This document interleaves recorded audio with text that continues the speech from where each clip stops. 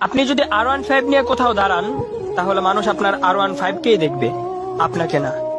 কিন্তু কোনো বিশ্বসেরা ফুটবল কিংবা ক্রিকেট প্লেয়ার যদি BMW নিয়েও দাঁড়ায়, সবাই কিন্তু ওই প্লেয়ারটাকেই দেখবে, তার BMW কে না। আপনি যদি 10,000 টাকা দামের গেঞ্জি আর প্যান্ট পরেন, তাহলে মানুষ আপনার গেঞ্জি আর প্যান্টটাকেই দেখবে, আপনাকে না। আর ওই প্লেয়ারটা যদি 50 টাকা দামের গেঞ্জিও পরে, তাহলে কেউ তার গেঞ্জিটাকে দেখবে না, সবাই কিন্তু ওই প্লেয়ারটাকেই দেখবে।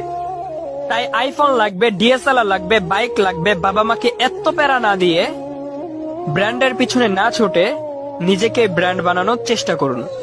নিজেকে এমন ভাবে তৈরি করে তুলুন যাতে মানুষ আপনাকে ব্র্যান্ড বলতে বাধ্য হয়। আর আপনি যখন ব্র্যান্ড হয়ে যাবেন, তখন আপনার 20 টাকা দামের ছেঁড়া রুমালটাও নিলামে বিক্রি হবে লক্ষ টাকায়। আর আপনি যখন ব্র্যান্ড হয়ে যাবেন, তখন আপনার প্রত্যেকটা জিনিসও ব্র্যান্ড